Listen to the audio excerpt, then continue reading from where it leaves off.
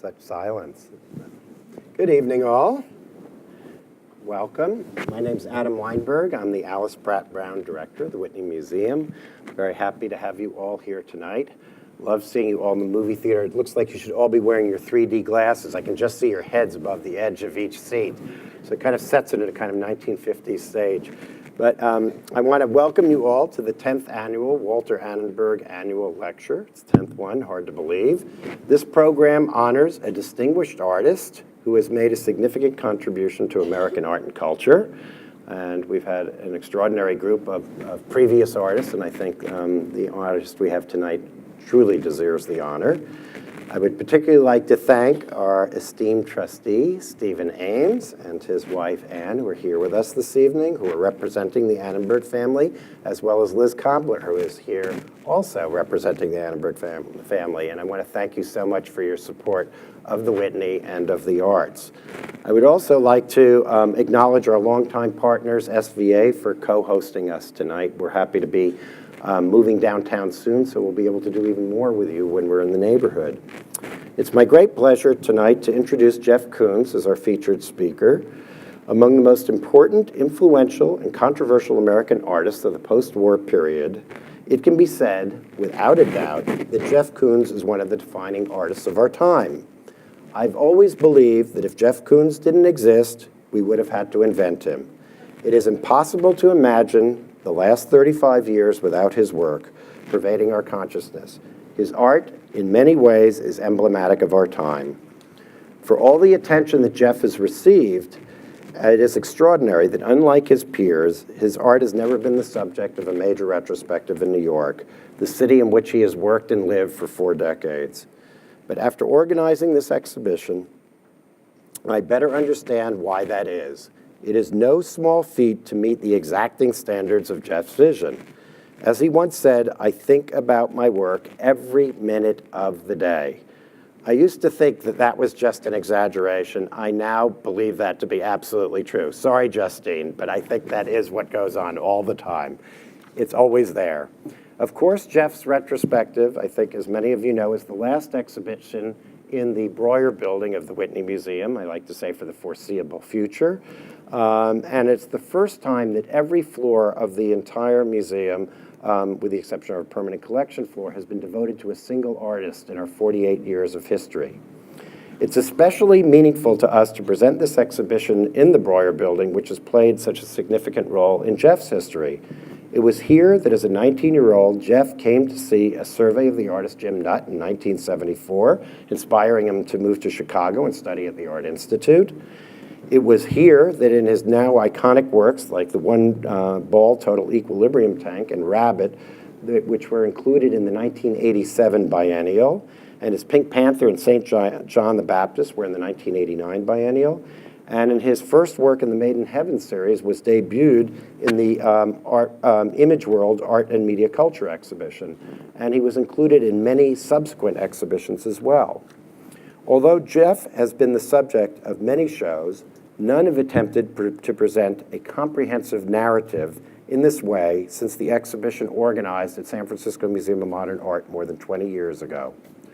The current Whitney retrospective, which you've had images here going around, it was the first opportunity to view the totality of his art, to trace its evolution and gain a deeper understanding of his accomplishments. And in case if you haven't seen it yet and you want to see the show again, it's open until October 19th, and from the 18th and the 19th, we will be open 36 hours continuously.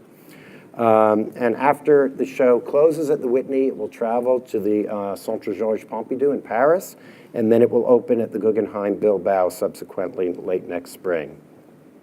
Before we begin tonight, I would like to thank Scott Rothkopf, the Whitney's Nancy and Steve Crown Family Curator and Associate Director for Programs. I'm not sure where Scott is. There he is, hidden behind the chair back there.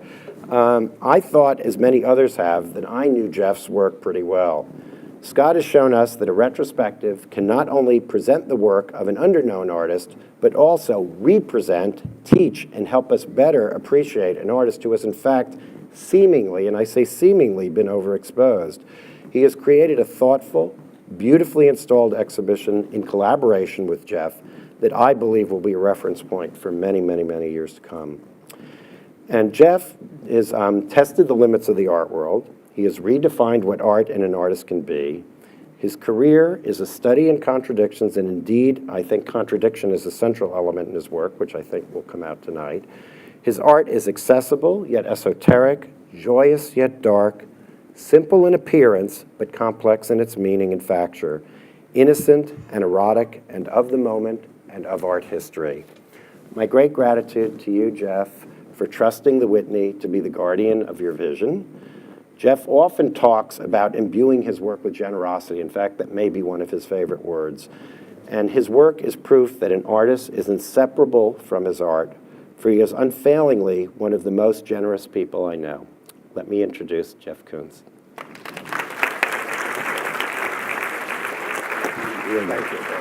That's great. Hi. Now the trick is getting on the chairs. Oh, okay, so we're going to start with a little bit of history, I think, this evening. And we're going to start when Jeff was around 4 years old. Is that early enough? Jeff said that, that it was at age 4 that he already felt as if he were an artist. And what did you mean by that when you said that you already felt like an artist? I don't even remember anything from when I was 4. Yeah. I have quite a good memory, at least from when I was young. And in the neighborhood that I lived, we had a little wooden shed. And they would have after-school art activities there. And I would go to that shed and I would make things out of popsicle sticks or out of clay. And I would draw at home. And I remember my parents being very supportive. And that support really gave me a sense of self. I finally felt like I had a sense of identity that I didn't have before this interaction with art. I always tell this story that I have an older sibling. I have a sister, Karen, and she could do everything better than me. And, she could count further and speak better and just every activity. But finally, I had something that gave me a sense of definition, and it was that art. I could draw something, I could make something that gave me a sense of self. Let's go to the next image, because this is a picture that I think is quite amazing. I mean, this is, I think, your father's showroom, which he designed himself, and it was your father sold furniture. And I'm just curious, I mean, the kind of sense of style here and the kind of presence of this space. Can you talk a little bit about what you learned from your dad and the importance of him in your work and your life? My father had an interior decorating business. It was Henry J. Koons Interiors. And, I really learned aesthetics from my father. And, I learned that the color turquoise and gold could make you feel a certain way. And it would be a different feeling totally from black and red. Or, the quality of different wallpapers, different designs would really affect your emotions.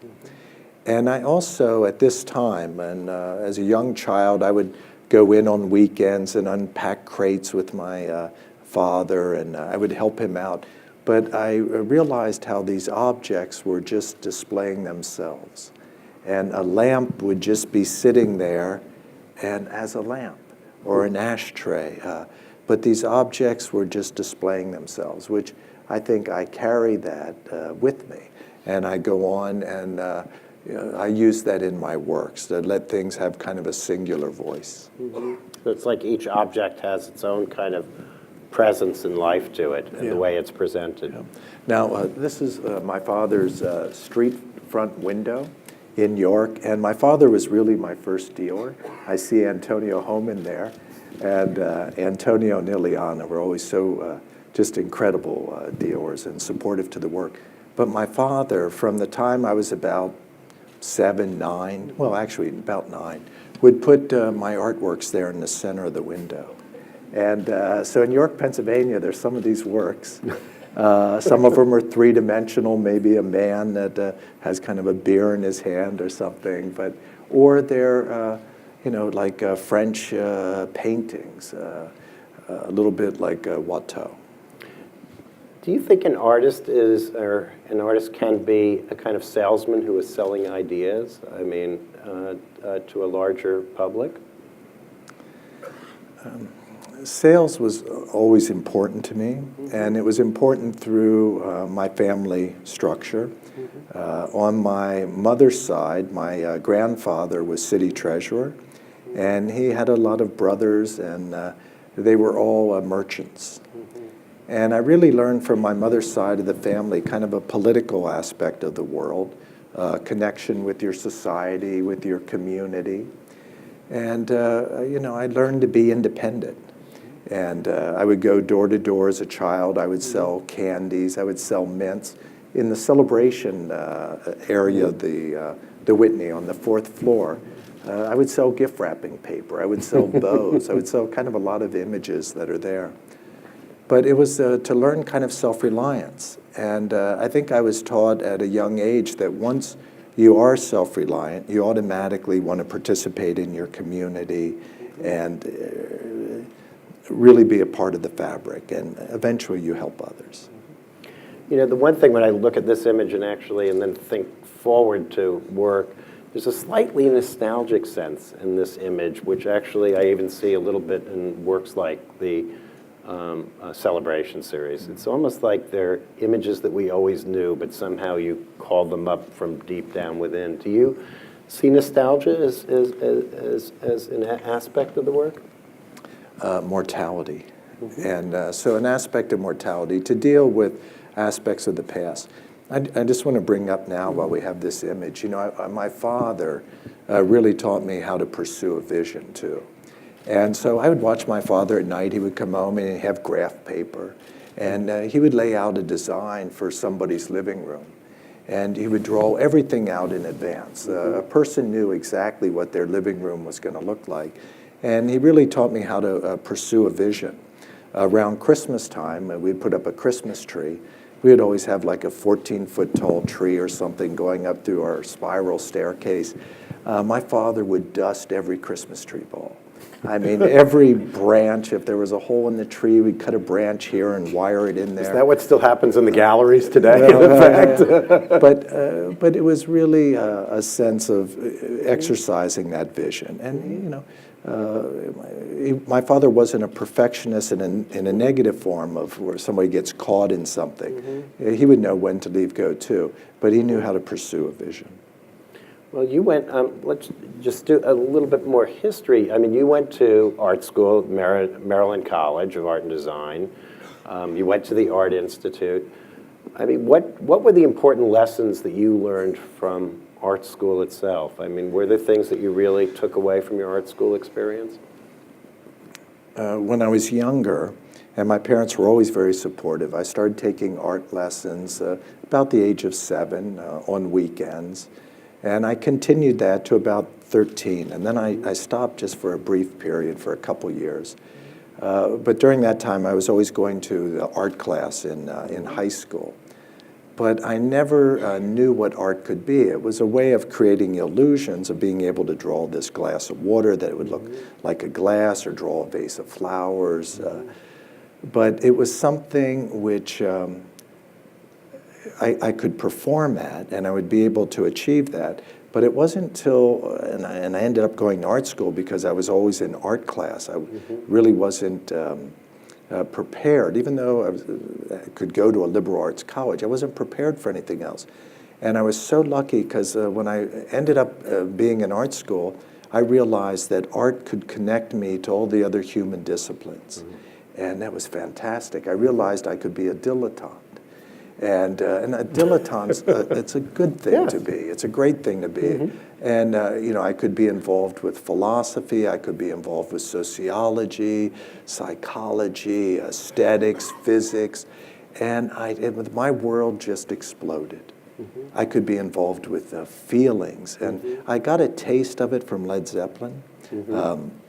Prior to college, when I would listen just to music driving around my car, I'd realize that art can connect you to things and give you a sense of vastness. But when I realized that the the area of activity of art was this huge platform of expansion. When we go to the next couple of images here, Ed Paschke was, I think, one of your teachers in Chicago. And it's funny, when I look at the work, I don't immediately call to mind Jeff Koons. Or if we go to the next image, a piece by Jim Nutt from the 60s. This is actually, you saw a Jim Nutt show at the Whitney, which actually encouraged you to go. What about artists like Paschke and Nutt in terms of relationship to your work? I really love both their works. Seeing Jim's work at the Whitney, all of a sudden, in his retrospective in '74, all of a sudden I saw a parallel pop. I saw work that was involved in Dada and Surrealism and personal iconography, but at the same time was on the kind of the verge of objective. Mm-hmm. And this work's about feeling. This was painted on plexiglass. So it was very, very slick surface. Lots going on. It has a lot of dialogue about sexuality and about kind of learning how to kind of trust in the self. And so this was a journey I was really interested in. So I changed from Maryland Institute College of Art, went to the School of the Art Institute. Mm-hmm. And could we just go back just one slide? Because the first night I show up in Chicago, I go to this bar called the Inkwell, and there was this really kind of tall, lanky man there. And I thought, this guy, from everything I've heard about Ed Paschke, that's got to be Ed Paschke. And it was Ed. But Ed's work is very much about feelings. And Ed took me and he showed me a lot about he showed me where he would get his source material, from the streets, from the clubs, and from maybe the lighting, the way in one club that would reflect off a curtain. But one of Ed's favorite things to do in talking to people would be to move his fingers. And it kind of feels like this. And, his paintings do that, the way the light reflects. So I became Ed's assistant on the weekends, and he was fantastic. And he really kind of taught me the politics of trying to be an artist, have responsibilities of kind of a family and just a way of life that's outside art, but at the same time, how to not shoot yourself in the foot and to try to do it, to create a platform for your work, to be a servant to your work, and to try to do it all. So you once said that you can't create art. What did you mean by that? It becomes a decorative kind of process. Mm-hmm. And so if I go into my studio and if I try to just create a painting, it's a decorative process. I mean, you really have to have something to say. Mm-hmm. And this process of trying to create something, eventually you get so bored. Mm-hmm. You say, no, wait a minute, this is a waste of my time. Right. What do I really want to do? Mm-hmm. And then, you anchor in there, and okay, boom. Mm-hmm. And then you maybe make a little more headway and be able to finish the gesture. So there's actually very, very little time necessary for actually making art. There's a lot of, time maybe that you let things resonate, but that's one of the luxuries that when you're a young artist and you're struggling and you have to have a couple jobs or something, the actual time to make your things, it doesn't take much time. And when do you get your ideas, and where? I mean, do you wake up in the middle of the night and have these kind of thoughts? Is it you're sitting around with a family, you're walking down the street? I mean, see an image that causes. I mean, is there any kind of pattern in the development of an idea? For myself, Adam, it's very intuitive. Mm-hmm. So I just, I'm constantly just kind of following my interests a little bit. If something presents itself to me, I'll carry that with me and I'll think about that. Maybe I'll start to explore that area. There was one time when, we didn't have the internet. I would be much more of a shopper. I'd be somebody moving around, looking at things three-dimensionally within like this city. Today I spend more time on the internet going and looking and following my interests that way. But it's an intuitive kind of process. Generally, if I start something today, I've thought about it for about 2 years. And in So some it has manner, to marinate over a while. yeah, and it's kind of a slow process. Now, there are other things that are taking place over that 2 years, so it feels a little fresher, but actually I can always look back and realize, yeah, I started thinking about that, back in 2012. Why don't we go on to the next? Take a look here. I mean, this is Jeff, I guess, in the early days when you first came to New York. I mean, you had started as a painter. What got you thinking about object collecting, object making? What was, I mean... The experience in Chicago was fantastic, and studying with Paschke and Carl Worsum and Nutt, I was influenced also by H.C. Westerman. But this type of work was kind of, it was based in personal iconography. And so I learned how to not only control my own emotions, and that's what it's about, to have sensation and feeling, but also to be able to develop a vocabulary that I could start to affect the way others would feel. But this whole discourse for me was I learned to go inside, and I eventually could trust in myself. And at that point, the last thing I wanted to do was to work with kind of subjective information about what I dreamt the night before. I wanted to be involved in more of an objective vocabulary. And so when I came to New York, at a certain point I was making a painting, and it became so large I had to take it off the wall, and I put it on a table. And beside this big mound of paint and of fabric that was stretched over this mound, I put an inflatable rabbit and an inflatable panda.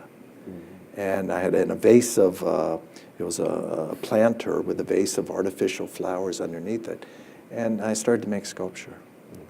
And then I started to strip it down, make things more minimal. I thought that I wanted to remove my own sexuality more to make things more objective. But that was my first inflatable. And did you think of it as making sculpture when you were collecting these objects? Because you were, in fact, in a very Duchampian way, pointing to these objects as opposed to making what I liked the feelings. I mean, I really liked the feelings. After I made this piece, I had to go to a bar and just drink. But I did, because it was so strong for me. It was emotionally so strong that, I liked the sensation. For me, what I was so excited about is the clarity of, you move around and the abstraction changes. And so did you surprise yourself in making the work too? I mean, was there that moment of, wow, look what I've done here? Well, I liked the feeling. I mean, it wasn't that I felt like I made some huge breakthrough. I liked the sensations. I liked the feeling. The aspect of working with the inflatables, I wasn't over-analyzing anything. But I liked the sensations. Now, so many of your works deal with the whole notion of breathing and transformation and inflating and deflating, obviously many of which have kind of sexual overtones. I mean, can you talk a little bit about how that has informed your work all the way through? It would have started, with these inflatable pieces. I like the anthropomorphic aspect, that when you would inflate them, there's a sense of optimism. It's a, it's you're taking in energy for, and then when something's deflated, it's a symbol of death. So you have this aspect of life and death taking place. So I loved it philosophically that way, and it's anthropomorphic, and I loved the clarity of the reflection, because for me, I'm still speaking about those pieces, but it was about affirming. It was about, kind of this affirmation, sense of affirmation. And did you like that you saw yourself in it, or was it that you liked that the audience saw themselves in it, or was it actually kind of jumping ahead in a way? I mean, did you see it as a connection to Robert Smithson Well, yeah, I was looking at Smithson's work. I was looking at at Ileana's exhibitions. I was seeing Leo's shows. I mean, I was I was absorbing minimalism and New York art world, contemporary art.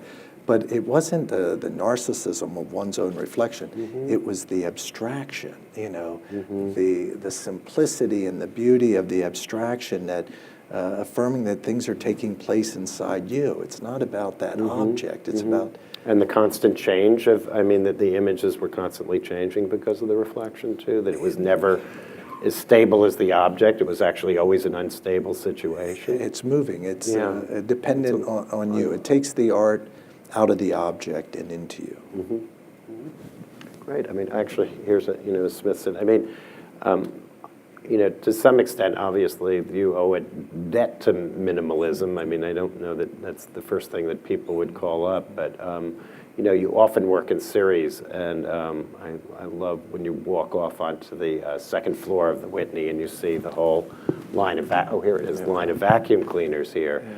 And I think just looking at that Smithson, the type of clarity of going from kind of the subjective Chicago imagistic type work, or even just surrealism, and kind of clearing that out, minimalizing it more, keeping the freshness of pop, strong kind of statements of color and accent and strong imagery, but getting rid of the clutter, getting rid of things that are not that important in communicating. Right, and do you feel that's a constant process in your work, the idea of sort of bringing things in and then sort of emptying things out? Yeah, absolutely.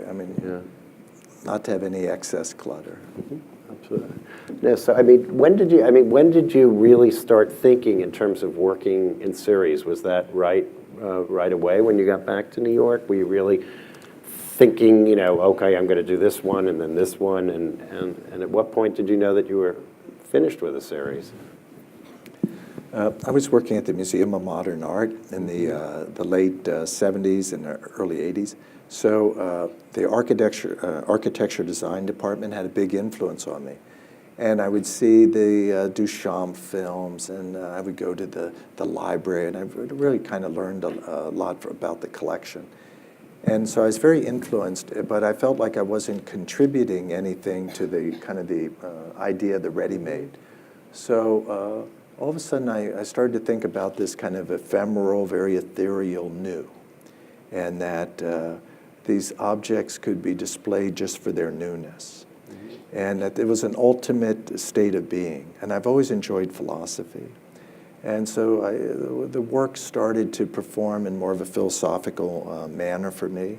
So this is an ultimate state of being. I would think about Renaissance-type sculpture and like an eternal virgin or something.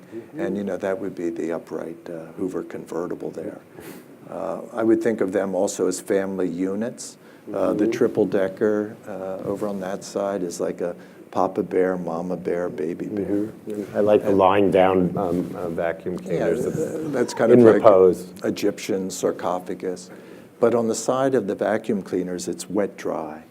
And that's like either or being and nothingness. And so existentialism.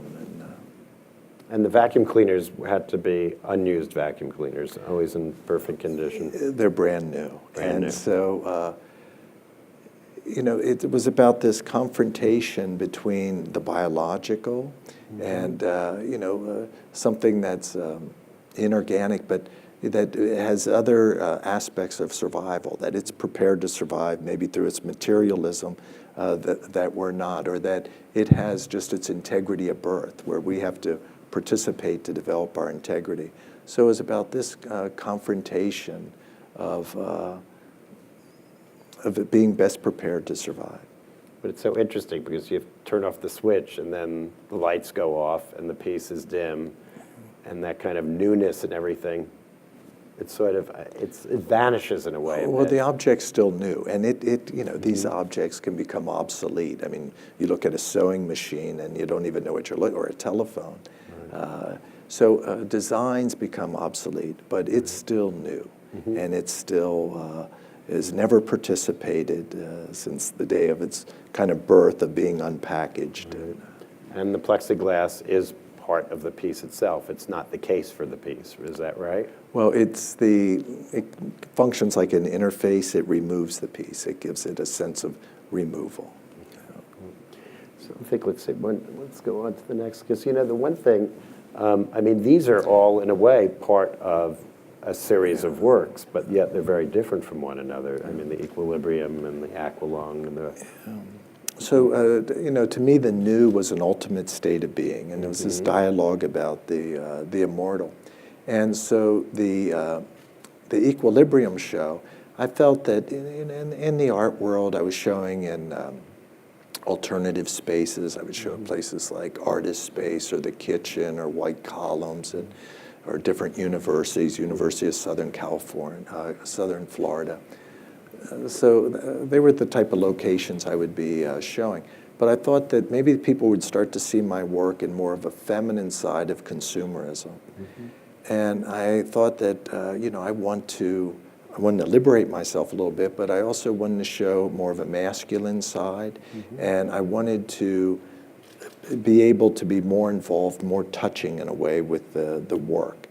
And so I wanted to go kind of before birth. And so equilibrium, that's a one-ball total equilibrium tank. It's dealing with time, but it's pre-new, it's pre-birth, and it's after death. It's just kind of this timeless aspect where everything's kind of equal. I mean, it's funny because I think you referred to it as kind of a womb-like experience. I mean, do you see the works as having a kind of spiritual quality to them? Yeah, absolutely. And I always love when male and female are together. And, it's like before the cells decide whether you're masculine or feminine. And so the tank's feminine, the internal being of it, it's like the womb, but at the same time it's kind of masculine in its structure.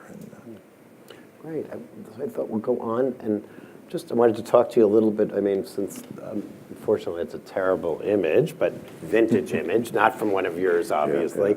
But I think your first show at the Whitney might have been the '87 biennial, and I just wanted to know what was it like being in the biennial at that time, and also being part of a generation of artists. How did you see yourself? Yeah, I mean, it was great. It was wonderful. In the art world, I made the new, and I was showing at alternative spaces, and then I came out, and they started this young scene in the East Village, and so I had a little bit of a reputation of somebody that was around before, but I never really kind of broke through into any of the gallery scene. So when they started kind of the East Village scene, and I was asked to show at a gallery like International with Monument, it was a little bit like I had a little bit of street cred. Because of participating before. And so, yes, that was nice. It was exciting. It was like, being a little bit of a veteran to a situation. I was making a lot of work. Ileana Sonnabend became involved with my work. The rabbit was one of the first pieces I showed with Ileana. I mean, that's an exciting image there, just to show with Barbara Kruger. Right. I mean, it was a fantastic time. It was great. Going on to the next one, because I hate looking at that out of focus. There's a clear image, but this is one of the pieces that was in the Great Image World show that Lisa Phillips and Marvin Heiferman did in 1989. This is, I guess, the first work in the Made in Heaven series. And I'm curious, I mean, did you see an image like this as being kind of a critique of mass media or a celebration of mass media, or both? When I made this image, Made in Heaven, it was for Image World, an exhibition that the Whitney had. And they called me up. They asked me if I would make a billboard in New York City about the media. And I just want to put things in perspective, because I just had an exhibition a couple months prior. It was called Banality, and at the Sonnabend Gallery. And so the Banality show had a tremendous impact. And people would tell me that this was kind of the most kind of invigorating show, or kind of one of the largest impacts of any show since Liechtenstein had a show in '64. And but I didn't really feel like I was participating culturally. I felt that in looking at kind of the big picture, if you're in the art world, you're still kind of overlooked, that the political system kind of looks that somebody participating in culture is from Hollywood or the music industry, and I still felt like an outsider. but I did feel a little bit like an art star. So I decided, I have to put another star on my shoulder. And so I'll call up this Italian politician that I incorporated one of her dresses in one of my artworks, Fête d'Hiver and the Banality Show, and that I used some of her images to help the artisans paint the flesh on some of my sculptures. If I'd buy Vogue magazine, there was no flesh to show an artisan, paint the back of the Pink Panther with the pink. See, it's pink here and a little more blue here. There's no flesh. So I had to show men's magazines that they could see a back of a woman, how to paint that. So I thought, I'll contact that Italian politician that I saw the men's magazines, that I incorporated some of her dress and used some of the images for painting the sculptures.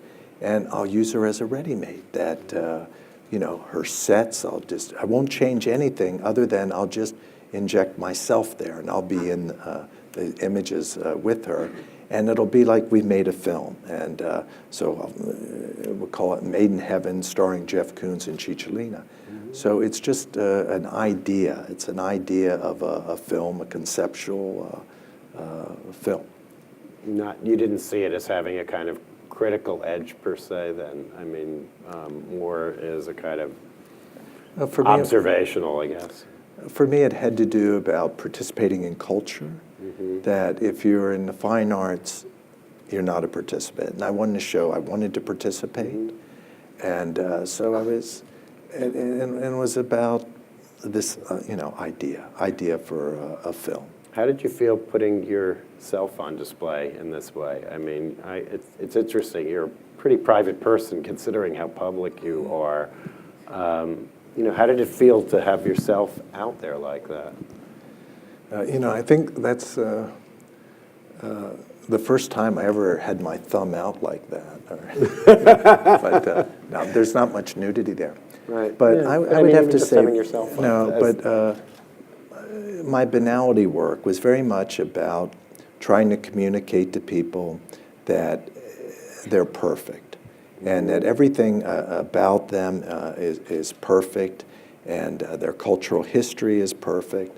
And so after banality, I wanted to try to deal with what really causes people to have guilt and shame about themselves, that they don't have self-acceptance and aren't able to then go on and accept others. And so I thought it's the body. And so this aspect of acceptance, if one can accept their own body and sexuality, they're more likely to be able to accept themselves and go outward. And that's how I looked at Made in Heaven, this kind of an Adam and Eve. I took my ex-wife to see The Expulsion and by Masaccio, and the guilt and shame on Adam and Eve's face. And so I saw it as kind of a mission to try to help remove that guilt and shame. I mean, do you see as a separation between kind of private and public for you, or does it all just run together in general? I think it ran together. I mean, I think it helped me accept myself too. This whole thing's a journey. Like, I'm speaking about self-acceptance. Over the years, I've tried to learn to accept myself. I think that that I have. The more that I've been able to accept myself, the more I've been able to go outward. A lot of times, artworks end up their metaphor. Their metaphor for this whole process of acceptance, the removal of judgment, and to have complete acceptance. And did you feel that the visual arts were sort of cloistered in comparison to, say, pop music or Hollywood, and that for you it was important to kind of bring visual arts, at least your own art, out into that realm, and felt that somehow it was, visual art was being too esoteric or too difficult for people? It's different than music. Music's a little more ephemeral and ethereal, and it's there for a moment, where art's, it's more physical presence, and so there's kind of a super reality to it. I like the impact. I like the impact, the reality of art. It's something that everything turns to dust, but it's when it's in a material form, it has a presence that can deal with time. I enjoy that. You know, at the time, critics, well, people were both celebrating it. Some of the critics were very tough on you, and Robert Hughes, who was one of the more colorful writers and not always the most pleasant, you know, said that your work was so overexposed, it loses nothing in the original. I think that was one of the softer comments that he said. But I'm curious, I mean, it has a little bit to do with that kind of exposure and putting yourself out there, which you've done, you know, throughout your entire career and continue to do, which I admire so much. But you know, how does it feel when you get also both the adulation on one side and, you know, even today, the criticism on the other? I always kind of feel a sense of failure, only because I'm involved in communication. That's what, you know, all of us that are involved in the arts, we're involved in communication. And so I try to communicate. I believe in the beholder's share, that the artwork is finished in the viewer, but I am trying to take somebody emotionally and some sense of sensations and feelings and intellectually to a certain place.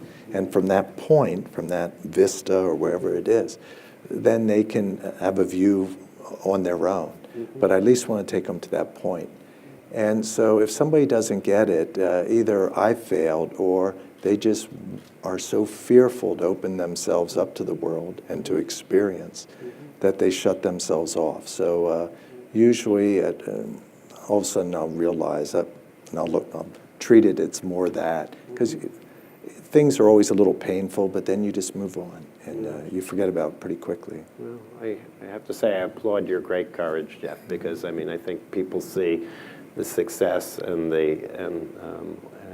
all the attention and everything, but it's not so easy to have done it. It actually looks much easier, the process that you've gone through in retrospect. So. Yeah. But you know, it's been so much fun, and it's because this is what I've always wanted to do, and I've always wanted to participate. And I think really that's why I'm able to be here on the platform tonight with you, Adam, and I'm thrilled. But you know, I wanted to my limitations to participate, and that's all that I've really wanted to do. And I think, you know, if somebody wants to do that, that they find a platform. Just to ask you a few questions just about, you know, process and technique. I mean, one could spend an entire time. I mean, I gather that when, for example, you did the equilibrium, you consulted with the physicist Richard Feynman in terms of how to achieve total equilibrium. I mean, actually it took me a long time to realize that actually if you put a ball in water, it wouldn't go to the top. I mean, I didn't quite realize the magic tricks you were playing the first time. It didn't seem obvious to me.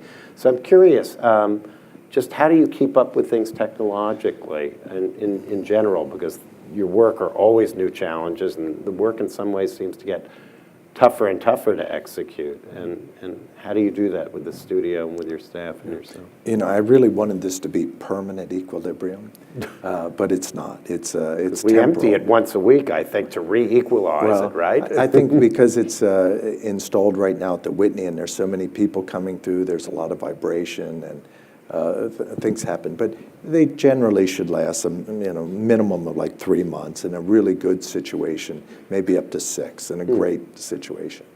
But it becomes a homogeneous solution eventually. And right now the ball is too light to sink to the bottom and too heavy to go to the top. And it could have been permanent if I would have used 2 immiscible liquids. But I wanted the purity of the womb, so it's just water. And I use a very high reagent grade sodium to make it heavy water down below. But I really wanted that type purity. So I gave up on trying to have it be permanent within that confine. So there's always, every time you make a work, you always follow this belief that that art can somehow become life's energy, and that the intensity that can become life's energy, but it always fails. And so you always have this aspect of failure that comes into a piece. You take it as far as you can, and then you have to move on. And is that what keeps you going? Because in a way, every work, as successful as it is, it feels like, there's that sense of failure. I like the sensations. I mean, it still, to me, comes back to feeling, the intellectual quality. I was very proud of the last kind of series of work that I did, the Gazing Ball series. I mean, philosophically, I felt moved by it, you know. I really enjoyed it. And so with the Celebration series, and, you know, I mean, I think the PlayDoh piece, I think it took, you know, 8 years to produce it. it took more than 8 years. It took 2 decades. 2 decades. But it could have been, we could have made it in less time than that. But different aspects came up of funding, and one of my foundries closed for a little while, and then I had to start with another foundry. And then the surface, originally I wanted to make it toy-like, that it would be more like, you know, polyethylene type toy that children have, like Cat in the Clothesline, that's also at the exhibition. But I started to realize that the undercuts that I needed to make it took away too much of the quality, so we started making it more hyper-realistic. You know. Is there anything left to chance in these works? You know, so many artists try to take advantage of the sense of chance. I think it was John Cage who said chance favors the prepared mind. And somehow, with your work, it seems almost over-prepared in the sense that everything seems determined, everything seems, you know, incredibly controlled. Does that, you know, kind of spontaneity, you know, play a sense in the execution, not maybe so much the idea? So prior to making something, I really have to pre-edit my work, because first of all, if I make a commitment to it, it's going to take up a certain amount of energy that I have to oversee it. It's going to take up economic resources, just the energy to make something. Absolutely. And so I want to be sure that when I commit to something, I really want to make it. So I try to avoid the problems, but I have had fiascos. I had the Kip and Curl in 1987. That was a really liberating fiasco, where when I was making, you know, almost everything that I work with is ready-made. Some of these pieces from Celebration aren't, and Banality wasn't. But prior to Banality, everything was ready-made. Every perfection, imperfection of an object, I would want to maintain. It'd have to be just like that. And, you know, the bottom would have to be just like this. It couldn't change anything. And when I made my Kip and Curl, which means a man coming to market with a basket on his back with...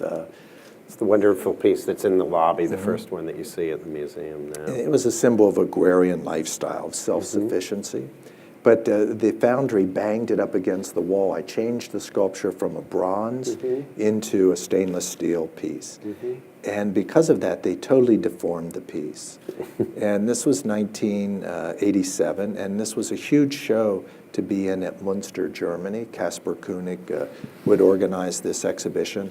And so for my platform, for my work, I really wanted to stay in the exhibition, but they deformed the piece so bad, they shortened one leg by 5 inches. The ear of the rabbit was kind of gone. You know, the side of the body was smashed. One arm would have been totally on the wrong angle.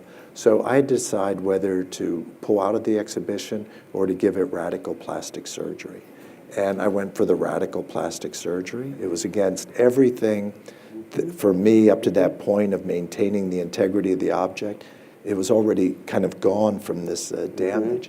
And they brought in an incredible steel smith, and he would heat the piece up till it was white hot and hammer it and stretch a leg or cut a section out and weld a larger portion in. And it was a phenomenal process for about 3 weeks. But I realized through that the ready-made I really cared about was the viewer, and that it was about every perfection and imperfection in their being, that the object's just a metaphor.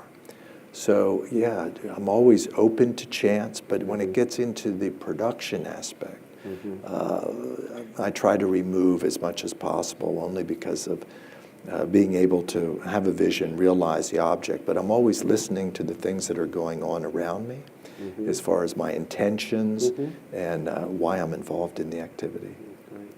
So maybe we talk a little bit about art history and style in your work. Maybe we can run, let's see, jump ahead. You have here your piece based on the balloon Venus, the Venus of Willendorf. And then you have, let's look, and then we have the Belvedere torso from Gazing Ball. Can we just go back? Oh, sure, absolutely. One of the things I really like about the Venus, I mentioned before about when the masculine and feminine are together.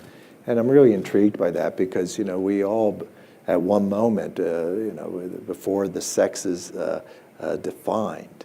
And so, there's more of a sense of kind of oneness. And then you end up with an audience that's feminine or an audience that's masculine. So to bring everything together as one. But when you look at the Venus, you see very voluptuous, large breasts and a very fertile stomach. But then all of a sudden the breasts can become testicles. And the stomach can become a phallus. And her legs become the vaginal area, and it just goes in on itself. So it can procreate on its own. It's a fertility object. It's an amazing piece. So because I want to just show a few more of the images. I just want to give a little, because This is a Gazing Ball. A Gazing Ball piece, which is based on the Belvedere. And the next one, Louis and Elvis. And I guess my question is, how do you see style? I mean, is style just something that you feel that you can pick and choose? It's like a great menu, and you can just pull things as it makes sense, as opposed to really being some kind of sense of development in a way. I mean, it's really a grab bag from you to choose as you wish. Can we just go back to the Gazing Ball? Sure. And just as far as to deal with style here, I always wanted to make a Gazing Ball work. And, I thought about it for decades, I grew up in Pennsylvania. People have gazing balls in their yard, and it's really kind of a symbol of generosity, You drive by and, it's, oh, look there, you see this type of abstraction. It's generous. And it's describing a location. I mean, it reflects in 360 degrees, so it's about, right here, this point. So the ball is so accessible. It's like, it's the excitement of the senses. And then in these pieces, you see your own reflection, you become affirmed. The sculpture becomes reflected into the piece. It becomes affirmed. It falls into the shadows. It just, because of the plaster, it's a very immediate material, but it's white and black. It falls into the shadows of itself. And you go right into Platonism. And you go into the idea of pure form and the eternal through idea. So you go from the senses, Dionysian type of sensation of the senses, into Platonism of the eternal through idea. Both forms of eternal balancing, similar to a tank. But so I wanted to make these works for a long time. I really love this series because they are also pieces that come from 19th century molds. And it's, again, like the Platonism idea of like one piece, one Belvedere torso. And then they're just copies of everything's a copy of that torso. So when you do this, I mean, whether it's taking the gazing ball from somebody's lawn, so to speak, or taking a cast of the Belvedere, or thinking about how one might rethink Warhol, I mean, do you just see it as all your kind of your toolbox, I see that gazing ball going from that accessibility, from taking it from somebody's yard into becoming a symbol of everything. It becomes the universe. It becomes everything. And depending on how utilitarian an object is that it's involved with, having this kind of artwork as a support is really there just as a symbol of voices. Like all of us in this room tonight, maybe having a dialogue about transcendence or what it means to be a human being or what art can be. It's about this type of dialogue. and maybe a larger, more even prominent piece. Maybe if you had the Farnese Bull or something, that would be even more voices. That would be a stadium of people having a dialogue. Yeah, I'm gonna jump ahead because I just want a couple more questions about just your interest in history and art history, and look at a few pieces from your own collection, because it fascinates me. I mean, here's this Middle Kingdom Egyptian head, I think it is. And we can just glance and we can go back to any of this. This is a painting by an artist I'm sure you all have on the tip of your tongue, Louis Alchemius.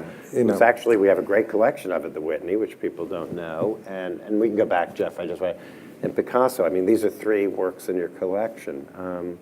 Could you say a little bit about your own collecting and what attracts you to the things that you collect? And both Justine and I were artists. So, we really decided that we wanted to let our children identify with us as just mom and dad. And so when they think about art, we want them to think about Picasso, or we want them to think about Poussin or Alchemius or Magritte. We're mom and dad. And it's great. It's life-changing for us. And Picasso totally transformed my life. I mean, I started to feel so unfree and so kind of locked up in kind of Duchampian type ideas of the objective. And all of a sudden, through Picasso, especially his late work, I was able to feel this sense of freedom, that just through the intuitive process, through the subjective process, that everything goes full circle through the layering of the intuitive into the objective realm. Such profound work. He painted this painting when he was 88 years old. Yeah. I mean, the transcendence, the expansion of his life energy at 88. I mean, it's phenomenal. Yeah, and I mean, actually, we were talking about this the other day, and you were talking about how, and actually I think we had the one, because this sense of kind of transformation and kind of liquid quality of this, which actually reminds me of the balloon images. So maybe what we'll do is we'll look at this and then we'll go back. But this is a painting of a mother and child. And this is in the Malaga Museum, the Picasso Museum. And it's a fantastic painting. But it's Olga, and it's Paolo, the baby there. But if you look over on the far side, and the side of her head, it's actually Pablo, it's Picasso. So you have the mother, the son, and the father, because it's actually two, masculine and feminine, in that form. So if we go back to the painting before, I was so excited. I saw that painting with Bernard Picasso and with Almine, and we were looking at it and talking about it. And when I saw this painting, I always loved this painting. And 69, such an amazing year, and I was always tracking this painting down. I wanted this painting. And all of a sudden, one day, I looked at it, and I looked at this painting a lot. And I liked the energy. I thought, oh, she's like sucking his brain out, maybe a little reference to blowjobs or something, I don't know, but sucking the brain out. He has feminine form here, his chest, he's 88. And, he's thinking of a time, if you look at the piece, I started to realize he's thinking about 1906. And he's thinking about Fernanda, and like this form is like Maria Therese here that's over the shoulder. He would, put the hair up in a lot of his paintings in 69, but here in particular, the hair's up that it almost looks like a beret, and it's slightly different. And the pipe, the musketeer's pipe is, it's more like an opium pipe, and it's a little shorter. And all of a sudden, I looked and I realized that this has the mother, child, and the father. Yeah, absolutely. And if you look at the upper eye, all of a sudden you see it's a baby. Yeah. And this is the child that Picasso and Fernanda, for like a 3-month time period, they had a child. They had adopted a child, but they felt, they realized that maybe this really wasn't for them. And, the child, I think, was taken back, or it went away somewhere. But he's thinking back through all of this history, everything that he's been as an artist, his relationships, his conquests, his sexual conquests, his artistic conquests, what it was like to be a human being. For him, this was when he was in power. Right. I mean, this is like, for him, his life was exploding. But I think that he showed that, he was still doing it. At 69, he was still transcending and so vast. I would love to take a class with you on Picasso, because I actually think doing a whole history of Picasso through your eyes would be absolutely fascinating. I mean that. I know that we're running short on time, so what I'm going to do is go from the sublime to, let's say, the popular. And I thought maybe we could end with a few recent images that were taken in your show by some of your fans. And one of the things that I'm struck by is that, you spend so much time thinking about your work and executing your work. And, then you have people jamming the museum, and then often people just glance at the work, and then the next thing they do is take a selfie or pose and then move on to the next. And I'm just curious, that seems to be such a contradiction. I mean, I know that you love that people love the work and they're happy and that they feel good about it and they see themselves and they participate. But on the other hand, here you spend so much of your life doing it, and then people just sometimes glance, or I think, I would even argue there are probably some people who have their picture taken in front of the piece, and they don't even see the piece until they get home and see what they took. So I'm curious, I mean, that's one of the contradictions, I think, in your work.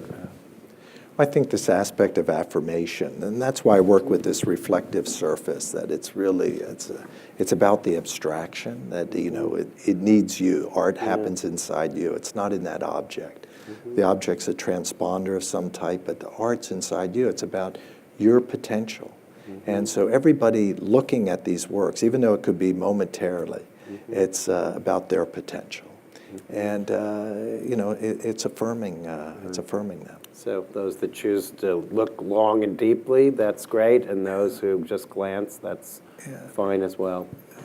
Because things, they come at different times. I mean, I can experience something, and, it's like Picasso's work. I can look at something, and then, it can come on a little stronger. Oh, you start to realize something, you feel insight, accumulate some insight into something, and before you know it, things become richer and richer.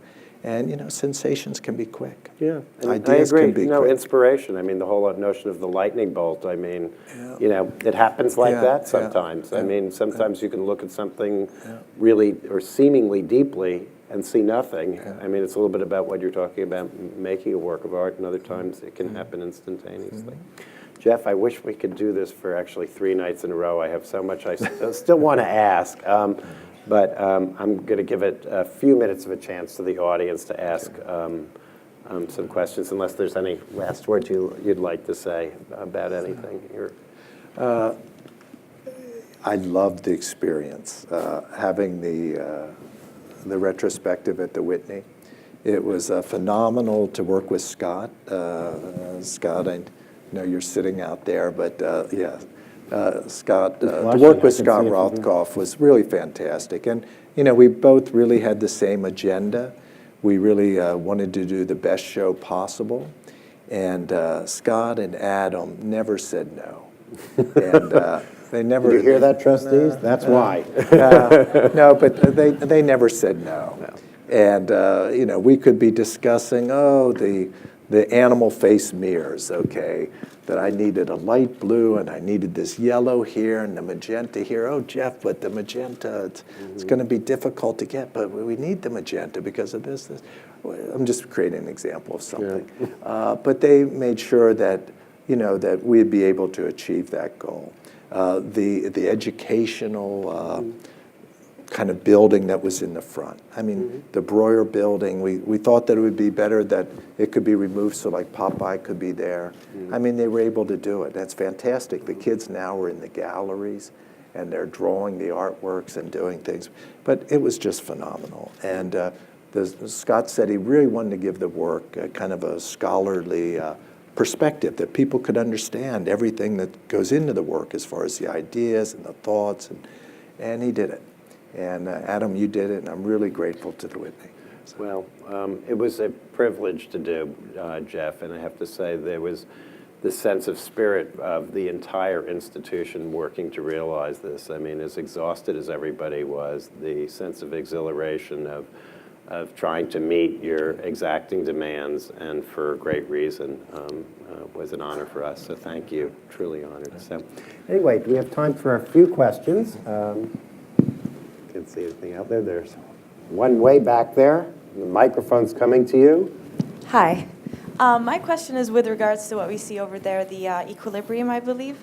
You chose to include autographs. I'm wondering how you picked them, who you picked, and whether they're authentic or not. That ball used to say Dr. J, and that was for Dr. Julius Irving. And that was my original ball, but over time I had to change the balls because everything's completely pure. So Spalding worked with me, and we created the ball Dr. J.K. And and it was just because Julius Irving, there's some contract or something, we couldn't actually remake the Dr. J ball again. But what's so wonderful is that when you think about things become, and you really focus on your ideas, things become very metaphysical. And so like the Equilibrium show, I wanted to create something that was different than the new, but it's kind of a very similar format if you think of something inside a case. But I wanted it more biological. And then I'm walking down the street and I saw these Nike posters. And there's Dr. Duncanstein and half a ball. A ball's divided exactly in half, like either or. Or there's Moses and Moses Malone, and the Red Sea is just being parted, and the balls are in equilibrium. But things become very metaphysical. And I always, when I really focus on my work, all of a sudden if I'm walking down the street, everybody looks familiar. And it's really strange how time bends, and there's it's very metaphysical. Okay, we'll take over here. We have one in there. Hi. Hello, thank you for such a wonderful presentation. I had a question about the PlayDoh piece. Could you talk a little bit about the inspiration for that, please? I have a total of 8 children, and my one son, Ludwig, I brought him some Play-Doh, and he opened up his Play-Doh containers, and he started fooling around doing something, and I was looking over here, and all of a sudden he said, Dad, and I turned, and he had a mound of Play-Doh in front of him, and he went, voila. And I looked at it and I thought, father like son. I thought, this is what I'm striving to do every day of my life. I'm trying to make something that you can't make any judgment about. That it's perfect. How can I make a judgment about that? And so I went back to my studio and I made some mounds of Play-Doh. I ended up just picking this one. But I wanted the Play-Doh to capture kind of the breadth of the 20th century. So there's aspect of Freud to it. It's a big mound, and they're organic shapes. They're stacks. There are 27 different shapes that are all organically stacked on top of each other. And it has this aspect of de Kooning quality that takes place. So it's trying to have a vastness of the 20th century. Time for one or two more. Okay, there's one there in the middle. I don't know if to get the microphone, but you could speak loudly. Okay. Are any of the inflatables in pre-new, are any of them original? Or any of the inflatables in pre-new original was the question. Possibly. What I did, though, was I remade the inflatables, but exactly like the originals. And I hired a company that makes things for the military. inflatables for inside jackets for the Air Force and life-saving devices and everything, because these are really exacting standards, and they don't deteriorate, the type of materials that working with. But I took my old patterns. I had my inflatables, but over time they were deteriorating. And so there were some that were still out in the world that were in better condition, but I had everything remade to the original colors. If you open up the originals, the color that was still on the inside. But everything, the pattern, even the seal on the back, made in Taiwan, was recreated. But maybe in the exhibition, one could be original there. But I tried to replace them with the others, only because that's the experience that I had. And so I remade the rabbit. The other, the rabbit exists, but it just isn't quite as fresh as that. So new does get old. Yeah, well, this is pre-new. But, that explains it. This is pre-new. But this is one of the reasons that I moved into metal. And I go into stainless steel, Right, and I go into the different coatings. I mean, there's a dialogue about making something that has some aspect of durability. Okay, we'll take one last question over here. What's next? Yeah, Okay, we have about a half hour. yeah, I mean, I am so, I'm thrilled to be able to have shown an overview of the work that, that I've worked on over the last several decades. And, I'm thrilled just to make the best work I can. As an artist, I feel like I still haven't made my contribution, what I really want to do, what I'm capable of doing, and I'm trying to do that. And, I'm optimistic that I can do something. And I would want to do something significant. Well, let me ask, since I'm the moderator, I guess I can ask the last question. Has the retrospective changed anything about the way you've seen your work and your accomplishment?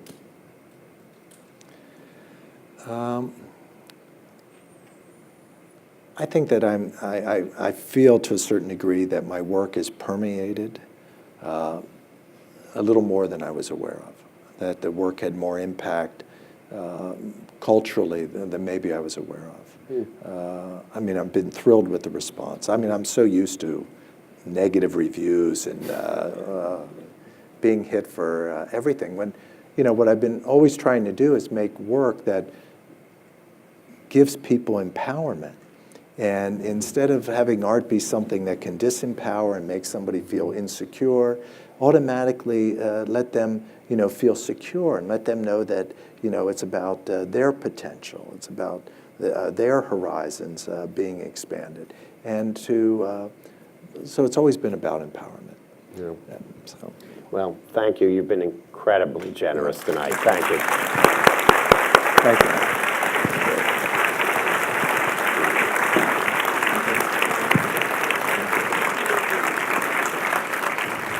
It was lovely.